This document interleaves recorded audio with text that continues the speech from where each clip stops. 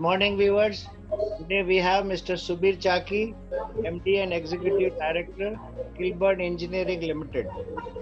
Welcome, Mr. Subir, to our show. Thank you very much.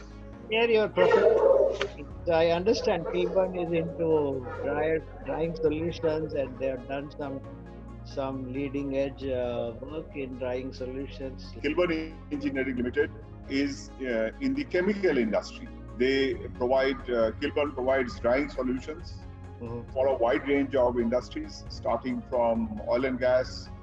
We are one of the, ONGC is one of our large customers. We also supply specialized dryers for drying of spent fuel in the nuclear power plants. Okay. Recently completed a project in Kalpakkam. We also supply dryers for various other petrochemical applications, downstream petrochemical applications. And we also dry, apart from chemicals, we also dry several food products like tea. We, about 80% of the dryers produced in the world, tea dryers are made by us. We export to various countries, including Kenya, Mozambique, Rwanda, Uganda, then South Africa, Indonesia, Sri Lanka, Bangladesh, anybody and everybody who makes tea. So, apart from India. So, we also sell dryers to various countries. Our major country of export is USA. So, this is what the background of Kilburn Engineering is.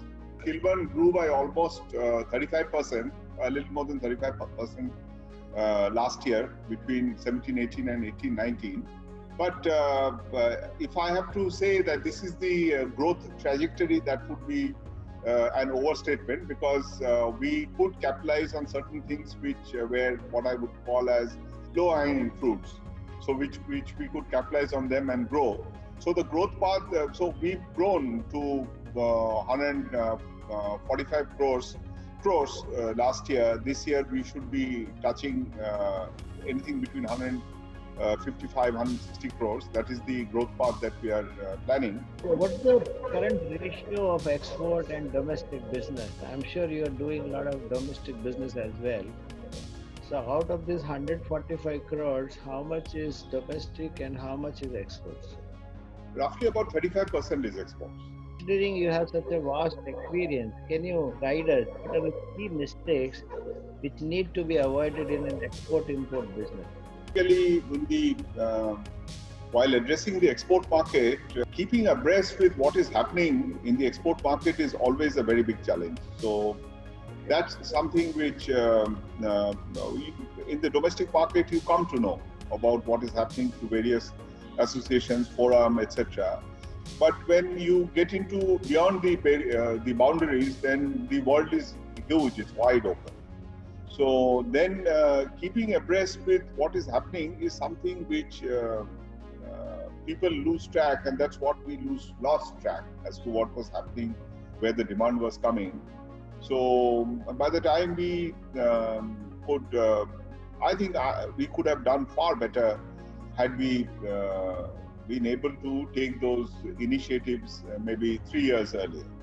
Okay. So, and primarily you must understand that I'm selling not a fast-moving consumer good, but I'm in the capital goods industry. So the demand for capital goods come and go away. So when they come, people build up capacities and they will not even look at you for the coming 5 years.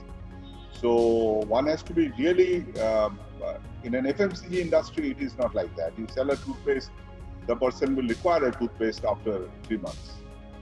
So, but in the capital goods industry, if one puts up dryer, it stays for 20 years. So it's gone. The opportunity is gone. So that's one, I think, mistake which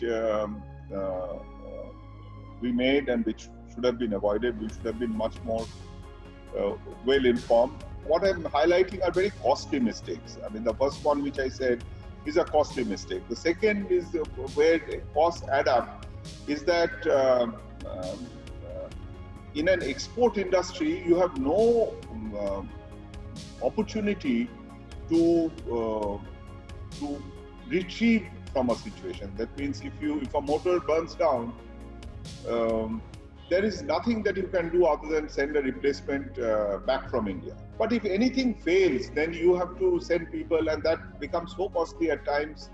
You lose the whatever profit margins that you make. The thing that is there is when you are designing the product, at times we've had issues when I was in Eveready with batteries which we exported to Afghanistan.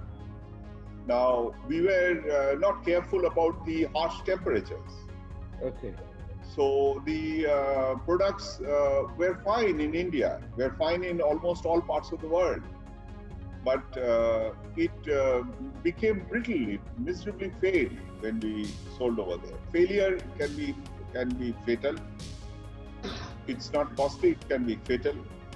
So these are some of the things which one has to be careful about. And the other is, of course, one has to be always abreast with the various regulations that exist and take advantage of them. The incentives that are provided time to time by the government, MSME offers certain advantages. Then country-specific, there are certain advantages. Financing, there are certain advantages. So one has to be careful. When you're talking about export-import, one has to utilize, exploit those advantages and be abreast with that. Every year, the regulations that come in. Thank you, Mr. Chaki. You have been such a wonderful guest, and you have given us so many valuable insights. Very interesting, very different, very unique. Thank you so much.